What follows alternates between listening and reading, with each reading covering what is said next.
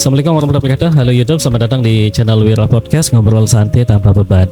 Hari ini sangat spesial karena saya berada di kediaman salah satu orang yang saya kira Anda sudah sangat kenal beliau. Tapi hari ini kita akan jauh lebih kenal beliau.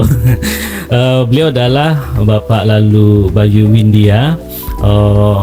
Kita sangat kenal beliau waktu menjabat sebagai Kepala Dinas Perhubungan Provinsi NTB waktu lalu, tapi sekarang sudah memasuki masa pensiun deh. Dan beliau juga pernah masih aktif sampai sekarang juga di Majelis Adat Sasak.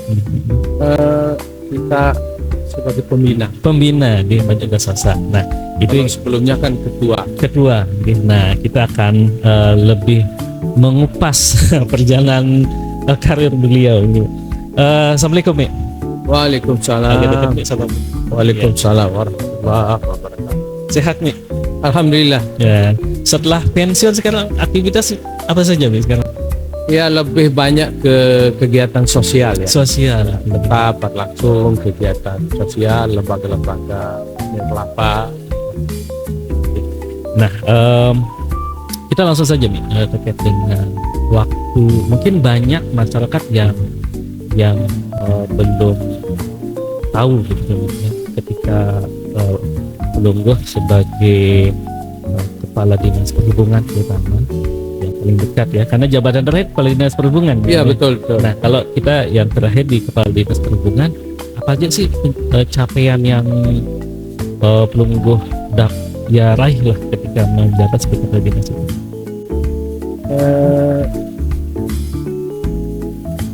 Penerbangan langsung Lombok Jeddah untuk jemaah haji umroh, yaitu dirintis pada tahun Agustus 2019. Ya. Ada jejaknya. Kemudian itu kita pernah laksanakan, kemudian dilanda COVID ya, kemudian itu mestinya dilanjutkan. Apa yang Mami lakukan waktu itu sampai itu kan mungkin tidak mudah kan untuk bisa meraih itu? Iya, betul, memang tidak mudah ya. Tapi kalau kita mau kreatif dan punya tekad, ternyata sangat mudah ya. Karena apa? Di satu sisi ada travel umroh di NTB ini ya. Yang jemaah umrohnya itu kira-kira 2 kloter lah, 2 kapal ya, 2 kapal ya, 1 bulan potensinya. Mengetahui itu ya, kemudian kita mendekati Lion, pihak penerbangan waktu itu ya, kebetulan Lion ya. Nah, kemudian kita dudukkan bersama bagaimana perbincangan cakap-cakap soal bisnis itu ya, mereka antara yang butuh pesawat dengan yang butuh penumpang bertemu. Tidak ada 1 sen pun APBD ya yang keluar untuk urusan ini, karena masing-masing punya kepentingan. Ini kan ada persoalan bisnis yang saling membutuhkan. Nah, kita pertemukan dan terjadi ya. Itu sangat spektakuler. 0 APBD. Dari 0 APBD ya, gitu. Tidak ada APBD yang bekerja di situ. Jadi itu semacam murni kayak kreativitas sama sekali. Menyambungkan orang dengan orang gitu. Menyambungkan orang dengan orang. Ya. Bayangkan kalau semula dia berangkat dari Lombok kemudian ke Jakarta atau Surabaya. Nah, itu kan bisa kita hemat ya. Hemat ongkos penerbangan bolak-balik dari sini Lombok Jakarta, Lombok Surabaya bolak-balik, ongkos hotel, ongkos makanan, dan belum lagi dihitung kemudahan bagi orang jemaah haji umroh yang sudah tua lanjut, misalnya kenyamanan itu yang tidak ternilai ya. Efisien waktu, efisien biaya, efisien dari segi kenyamanan. Tapi sayang sekarang belum dilanjutkan kembali. Mestinya dilanjutkan. Ya. Karena sangat memudahkan masyarakat sebenarnya. Sangat memudahkan. Iya, tinggal panggil travel umroh, Ya. panggil kembali, Ya. panggil kemudian maskapai yang mau. Ya. Ya, udah. Sebenarnya Ada biaya. dan penumpangnya banyak sebenarnya. Ya banyak. Ya. 2 kapal. Kapal. Ya, istilah kalau Orang Sasak bahasa begini. orang Sasak 2 kapal. 2 kapal. Ya, Gini. 2 kloter. Apa yang membuat menurut Mami kenapa itu belum terlaksana? Kepedulian. Ya. Kalau kita mau peduli untuk melayani masyarakat, ada ide, ternyata tidak pakai uang juga bisa. Bisa. Nah, Kalau selain dari itu, Iya. ya, ada juga itu kan tadi di rute penerbangan. Ada juga yang rute laut. laut nih. Ya, Surabaya Badas. Oh. Ya, Surabaya Badas. Ya, itu kalau itu disubsidi, ada APBD bekerja di situ. Ada biaya dari APBD. Nah, itu kemudian untuk membangkitkan potensi penumpang yang dari Pulau Sumbawa supaya tidak melalui Lombok. Jadi dia shortcut Ya, benar. dari Sumbawa langsung Surabaya. Ya. Bayangkan bertrak-trak jagung ya yang dimuat dari Sumbawa melalui Lombok, kemudian baru ke Surabaya, itu bisa kita cut. Ya. Efisiensi di sini tidak hanya menyangkut uang ya, tetapi juga menyangkut mengurangi kemacetan di Lombok. Benar. Ya, yang harusnya truk-truk itu ke Lombok, akhirnya dia tidak perlu. Benar. Nah, ini juga harus terus-menerus diperkenalkan rute ini. Selain itu juga kalau menurut Mami, karena Mami kan pernah cukup lama di bidang perhubungan ini, gitu kan. Mungkin bisa menjawab juga dengan ketika ada permasalahan terkait dengan taksi online waktu itu. Ya. Taksi online dan juga yang offline, begitu, Ya. taksi biasa. Bagaimana, apa yang Mami lakukan waktu itu? Waktu itu ribut sekali waktu itu. Iya, di semua provinsi daerah semua ribut, kecuali NTB tidak ribut. Iya, benar. Ya, kerja kita berkomunikasi. Jadi lebih banyak kita ajak mereka untuk berdialog, berdiskusi. Jadi banyak makan-makan, ajak makan mereka ke restoran, Ajak ngopi-ngopi sudah. ajak gini. ngopi-ngopi. Geng. Ya, jadi lebih banyak ngopi-ngopi yang kita kerjakan, dan itu maksudnya ngopi-ngopi ini kan kita berdiskusi terus bagaimana. Yang kita yakinkan bahwa taksi online ini sebuah keniscayaan. Tidak saja akan terjadi pada sektor transportasi, kita yakinkan waktu itu, tetapi juga pada sektor pemberitaan yang lain, seperti sektor media massa, dari koran menjadi online, dari TV menjadi podcast, dari toko menjadi COD. Ya, jadi itu yang perkembangan zamannya sudah seperti itu. seperti itu. Ya. Dan itu intinya Mami mengumpulkan lah, kayak sama seperti tadi ya, dengan ya ajak ketemulah orang-orang. Harus komunikasi itu yang harus dibangun di jalur. Jadi kadang-kadang itu yang terjadi miskomunikasi begitu. Iya, miskomunikasi. Akhirnya masing-masing punya spekulasi tersendiri begitu kan. Spekulasi tersendiri, ya. Dan yang jelas bahwa stakeholders kita masing-masing itu dia percaya sama kita. Dia percaya bahwa dia akan dilayani. Dia percaya bahwa kebutuhannya itu akan disambut, direspon. Ya, kalau tidak direspon artinya memang tidak bisa. Dia yakin bahwa ini memang tidak bisa. Nah, waktu itu kita yakinkan bahwa kita tidak bisa menghindari. Dan mereka akhirnya semacam menerima juga gitu ya, menerima bahwa ini satu yang tidak bisa dihindari perkembangan zaman ini. Perkembangan. Nah, Mami, selain Mami di dinas perhubungan, sebelumnya di mana? ada di beberapa instansi, tapi khusus di perhubungan ini masih ada jejak-jejak bagus juga ya. Mungkin bisa ditiru ya. Kita siapkan juga bis untuk difabel.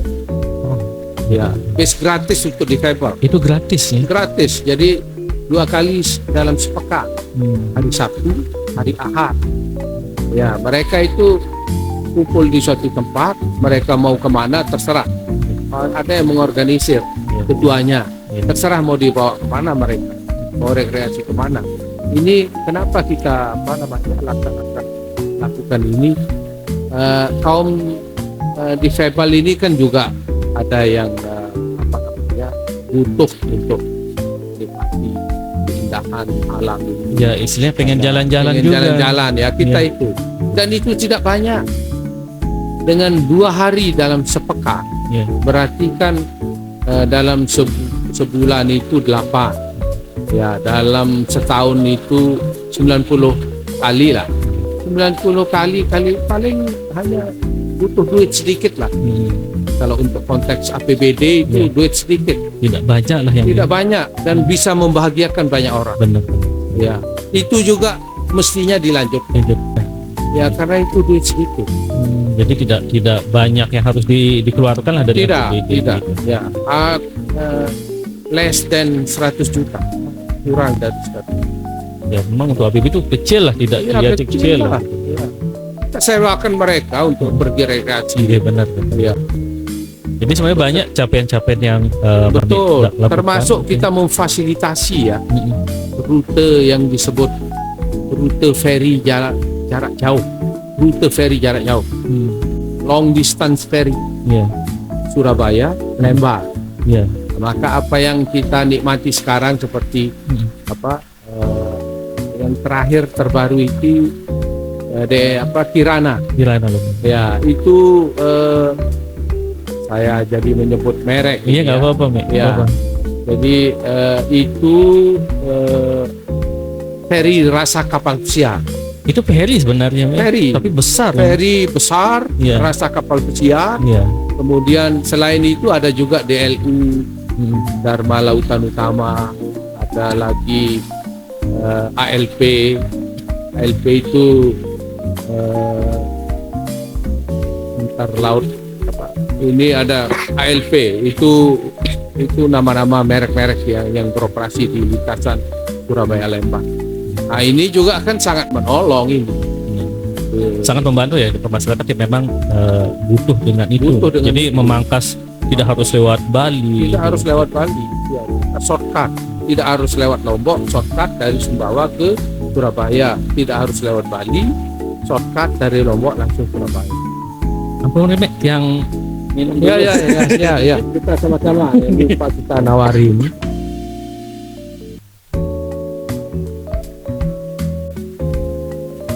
Jadi teman-teman semua, jadi selain dinas perhubungan, Mami pernah di Bangpol, kalau salah. Bus Bangpol ya. Nah, kalau di sana itu seperti apa sih sebenarnya? Dia enggak nampak kalau kerja-kerja Kes Bangpol itu. Enggak terlalu kelihatan kayak di perhubungan gitu. Tupoksinya, tugas pokok dan fungsinya itu adalah menekan angka konflik antar warga, konflik horizontal yang skala provinsi. Itu yang bisa kita tekan. Dan memang apa istilahnya konflik-konflik di masyarakat di NTB ini rentan sebenarnya. Betul. Kalau kita flashback bagaimana di wilayah Lombok Tengah bagian selatan, apa yang terjadi di Bima sana juga, bahkan yang terjadi di Kota Mataram nih, yang masih hangat-hangatnya. Apa sih yang membuat masyarakat kita kok masih terjadi seperti itu? Enggak, kita harus punya dan sudah pernah kita ciptakan dulu itu alarm sosial, social alarm. Jadi kalau listrik ini mau konslet, kan ada alarmnya truk. Nah, ada screennya, screen sosial. Ya, harus ada. Artinya apa? Itu membuat kita menjadi antisipatif. Antisipatif itu artinya ini kira-kira bakar meledak enggak? harus kita punya itu alarm sosial. Apa unsur-unsur alarm sosial itu? Siapa yang berkonflik? Ya. Kemudian daerah mana yang berkonflik? Bagaimana riwayatnya? Kemudian adakah tokoh di belakangnya?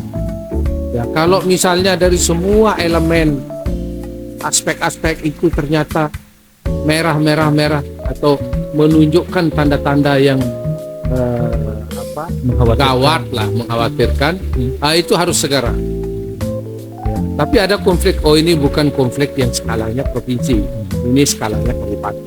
Kita dorong kabupaten untuk cek. Dia harus ada itu semacam itu. Alarm sosial. Nah, kita juga bicara tentang Majelis Adat Sasak Mas ini.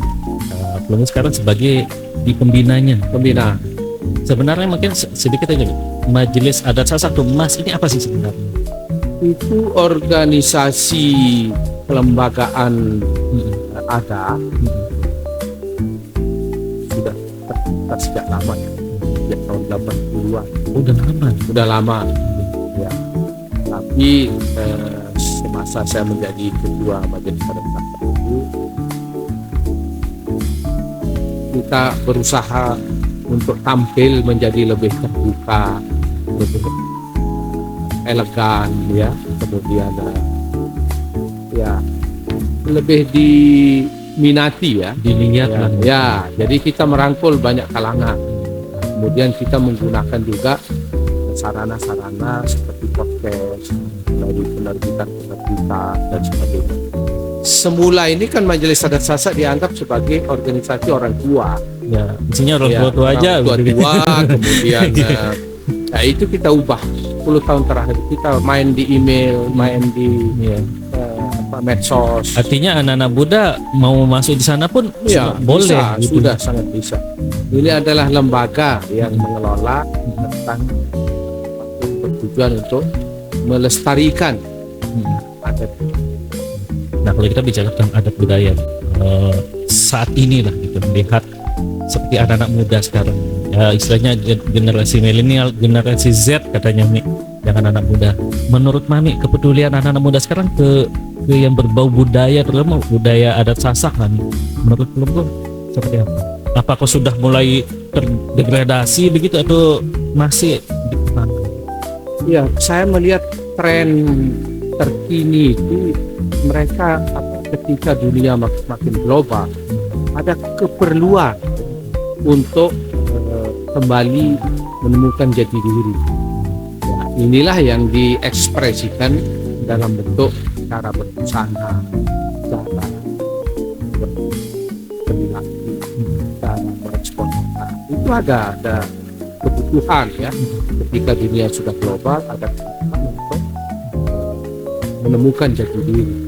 Artinya sebenarnya budaya kita ini masih dilestarikan lah begitu ya. Contoh kemarin mungkin ketika MotoGP kemarin itu kan ketika pembukaannya dengan presian, dengan gendang bele segala macam, itu sebagai suatu bentuk pelestarian seperti itu. Ya, betul, dan itu bisa muncul karena ada dorongan yang terus-menerus diupayakan, antara lain melalui Majelis Adat Sasak yang terus-menerus, sehingga orang jadi pede tampil dengan busana sendiri, tampil dengan cara pandang, tampil cara bersikap.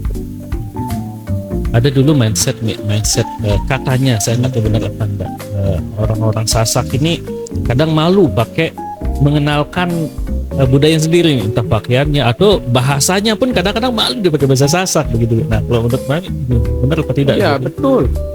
Ya, saya ingat saya kebetulan lahir di Sengkol itu. Gitu. Itu dulu kalau kita mau ada ritual perkawinan, ada dorong serah, kemudian nyongkol ke tempat-tempat di kota ini, ya.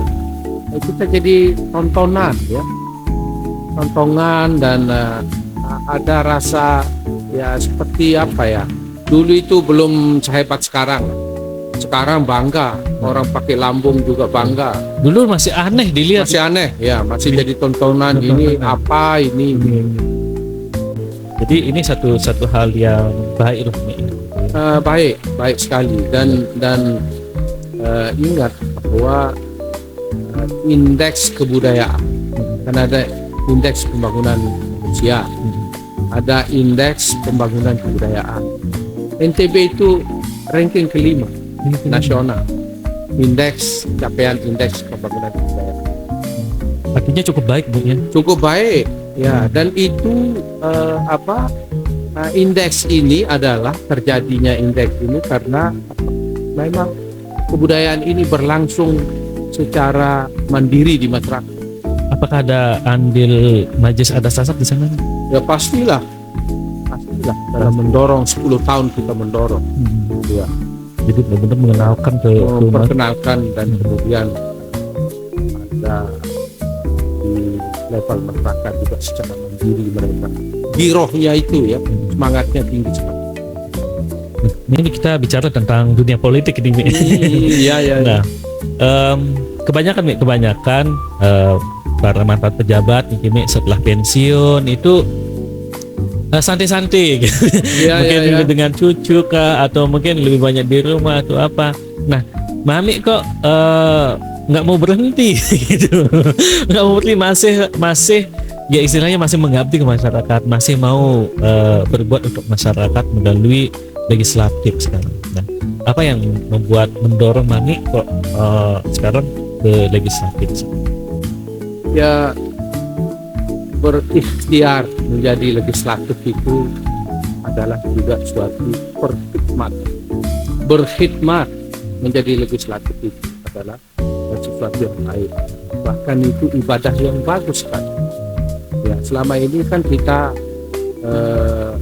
kalau dikatakan menjadi legislatif itu adalah area politik ya. Selama ini kan kita tabu untuk masuk politik. Politik itu punya kesan buruk dan sebagainya. Tapi disitulah perkhidmatan yang paling percuma mau pintar seperti apa, itu akan kalah dengan segenggam kekuasaan.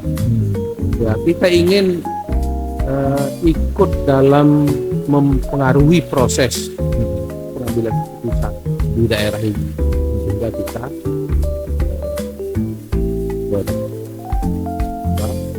berikhtiar lewat politik calon legislatif.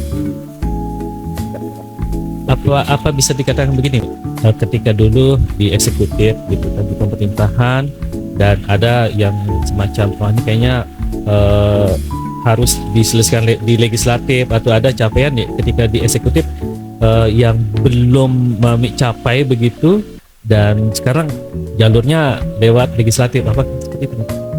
Ya, sama seperti Mas Wira. Yeah. Dulu kan banyak punya ide-ide, tapi belum tentu idenya itu bisa terlaksana karena ada atasannya. Gitu. Ya, begitu juga. Dulu saya kepala dinas di level provinsi, beberapa dinas di level provinsi. Masih ada punya atasan. Masih ada punya atasan yang mengambil kebijakan itu, polisi itu diputuskan di bawah. Jadi kalau mau cita-cita kita itu tercapai, harus ikut di situ, harus ikut di Dewan Perwakilan Rakyat Daerah Nusa Barat. Artinya begini, misalnya ketika Mami misalnya ada di duduk di legislatif ini, misalnya Amin, bisa duduk di legislatif. Jadi misalnya dapatnya misalnya di komisi yang membidangi transportasi misalnya gitu ya. Jadi ini harus begini, bisa istilahnya bisa memberikan masukan lebih ke eksekutifnya begitu ya. Apalagi dengan Mami yang sudah banyak capaian, yang kok sekarang malah mundur, tidak dilaksanakan seperti itu. Itu dia. Iya. Nah, mana yang penerbangan langsung dari Tanah Au sampai Tanah Karang? Iya gitu ya. Tanah Au sampai Lombok sampai Jeddah itu aktifkan lagi dong. Itu nanti kita bisa merentah. Kalau misalnya eksekutif bilang kita nggak tahu caranya, Mami bisa gini caranya tahu, gitu ya. Nah, dulu juga pernah waktu di Bapeda ada subsidi tanpa bunga subsidi tanpa bunga. Ya, jadi minjam 10 juta, kembali 10 juta. Minjam di bank manapun. Itu memang bisa dilakukan. Bisa ternyata udah berlangsung 2 tahun dulu. Ya. Itu kalau kita bicara masa itu kan apa kayak semacam banknya itu nggak rugi atau bagaimana? Enggak, begini. Ya. Seseorang minjam di bank tertentu ya. 10 juta. Nanti kembalinya 10 juta juga. Bunganya dibayar oleh pemerintah. Oh, pemerintah yang bayar. Pemerintah yang bayar. Ya, subsidi Jadi dari tidak ada yang dirugikan. Banknya tidak dirugikan. Kemudian UMKM biasanya yang waktu itu target kita adalah UMKM. Yeah. UMKM diuntungkan. Yeah. Ya pemerintah ya itu. Jadi risiko dibagi. Yeah. Ya, pemerintah mengambil risiko berupa bunga. Ya, bank mengambil risiko berupa ya kemungkinan kegagalan itu kan dikurangi. Ya, sama-sama mau mengambil risiko, sama-sama mau mengurangi risiko. Nah, Mami sekarang kan di dapilnya Mataram nih. Mataram. Ya. Kalau menurut Mami, kondisi Mataram menurut Mami sekarang bagaimana? Transportasi publik Itu yang kurang. harus diadakan. Kalau tidak, ya maka kita akan dihindari oleh wisatawan. Itu penting sebenarnya. Sangat penting. Orang tidak mau ke suatu tempat kalau dia macet. Orang tidak mau ke suatu tempat untuk berwisata kalau di situ trafiknya itu lalu lintasnya buruk. Ya, dan itu kebutuhan bagi masyarakat. Kalau ada transportasi publik, ada kemungkinan percakapan terjadi di bus umum atau di transport umum. Sekarang transportasi kota, angkot-angkot kita kan udah menyusut jauh terasa. Bahkan sebenarnya kita lihat mohon maaf mungkin nih, ada yang sudah tidak layak mungkin gitu ya, karena mungkin udah angkotnya itu enggak apa ya, istilahnya enggak terurus, kelihatannya tidak begitu bagus begitu. Kita mau numpang masih jadi takut begitu kan. Iya, betul. Berarti artinya penting transportasi publik. Ada yang menilai gini nih, misalnya kayak di Mataram ini kan kotanya kecil gitu, apakah memungkinkan dan juga jarak tempuhnya kan tidak terlalu jauh-jauh sekali gitu. Karena belum disediakan transportasi publik yang nyaman ya dan berkepastian. Kalau kemarin kan ada kelihatannya ada haltenya bahkan, tapi kok kayak sepi-sepi aja gitu. Ya tidak menyeluruh dan tidak berkontinu ya, tidak menyeluruh, tidak kontinu program-program. Atau apa begini nih, tidak sesuai dengan kebutuhan yang diandalkan masyarakat, apakah seperti itu? Bisa saja dia itu keliru, misalnya keliru penempatan halte. Iya. Keliru saat dibangun, tapi kan bisa diubah. Yang penting jangan begitu gagal, sekali gagal terus berhenti. Ya gagal ya coba lagi. Dan kita juga tidak transport publik ini tidak sebatas kota Mataram saja. Kalau di DPRD provinsi itu dia skupnya dari Ampenan sampai Sate. Itu harus dilayani. Kan sering kita juga pernah kita merintis dulu rute darat dari Bertais Mandalika ini menuju Sembalun, dan itu sampai sekarang masih ada. Ya, yang penting orang tahu bahwa pasti ada rute itu, jam sekian dia. Nah, ini berarti penting sebenarnya ada terkoneksi lah begitu dia connecting ini ya dengan kabupaten lain, bahkan dengan tempat wisata tadi ya, Mbak. Betul. Jadi kita juga memudahkan ya, misalnya mau ke Sembalun sana, jadi tinggal ke Bertais sini saja udah kita bisa sampai Sembalun. Betul. Gitu. Tinggal di Bertais, kemudian dibawa ke Sembalun, sorenya balik, semua orang bisa berwisata. Jadi ekonomi juga bergerak ya, ekonomi pariwisata bergerak, kemudian pedagang yang melayani kebutuhan wisatawan itu juga bergerak. Jadi kalau selain transportasi umum tadi, menurut pandangan Mami, Apa yang harus dibenahi di Kota Mataram? Harus banyak ini juga ya, sekarang sudah ada, harus lebih banyak juga taman-taman kota. Iya. Ya, jadi area-area yang diperuntukkan untuk itu. Nah ini kita udah di bagian akhir nih. Kenapa memilih ke Partai Demokrat? Di antara sekian banyak partai, kenapa tentunya di Partai Demokrat? Cinta lama saya Demokrat. Cinta. Ini CLBK begitu ya? CLBK kita sama CLBK. Demokrat. Iya. Apa yang Mbak lihat di Partai Demokrat ini? Ya kami melihat ini partai tengah ya.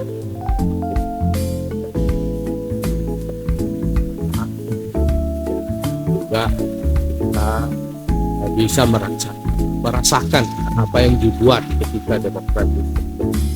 Jadi kalau ada istilah ojo dibanding-banding ke, Iya. ya, kalau kita bilang ayo dibanding-bandingkan. Harus dibanding-bandingkan gitu Iya. ya. Benar-benar. Kalau kita ayo dibanding-bandingkan, bukan ojo dibanding-bandingkan. Jadi harus ada perbandingan gitu. Apa- Banyak orang di masyarakat ini Iya. yang sampai sekarang dia menjadi pemilih tradisional. Tetap dijatuhkan pilihannya kepada Demokrat. Karena apa? Karena merasa pernah diuntungkan pada zaman Demokrat. Mungkin kalau kita flashback 10 tahun ke belakangnya Iya, lagi iya. itu ketika pemerintahan Pak SBY memang Ya, ada yang mengatakan gara-gara pada waktu itu kami timbul usaha kami. Pada waktu itu kami diangkat sebagai pekerjaan tertentu misalnya PNS maksudnya. Pada waktu itu kami diangkat sebagai PNS. Kemudian banyak sekali preferensi orang sehingga tetap mencintai partai. Oke, bagian akhir nih apa yang ingin Mbak sampaikan berkaitan dengan pencalonan legislatif ini khususnya untuk masyarakat di wilayah Kota Malang? Saya melihat pembangunan di Kota Mataram ini sudah bagus, tapi apa yang belum bagus, apa yang masih belum disentuh, kita ingin tingkatkan, perbaiki, sempurnakan. Di setiap era itu nanti terus menerus diperbaiki, ditingkatkan. Mami, terima kasih banyak ini sudah diterima. Ini luar biasa. Tempatnya adem sekali di tengah kota, tapi kayak berasa di kampung nih. Ya, Suasana kayak di kampung nih. Nah, itu yang harus diperbanyak. Banyak begini. Dan jadi teman-teman di rumahnya Mami ini di salah satu perumahan di wilayah Kota Mataram, dan di depannya ini ada taman bermain juga dengan banyak pohon ini yang luar biasa. Jadi santai sekali di sini Mbak ya. Sekali lagi Mami, terima kasih banyak udah diterima di sini. Next time kita akan berbincang-bincang lagi mungkin dengan tema yang lebih menarik lagi Mami. Dan terima kasih Anda sudah bersama kami di Wira Podcast hari ini, ngobrol santai tanpa beban. Assalamualaikum warahmatullahi wabarakatuh dan sampai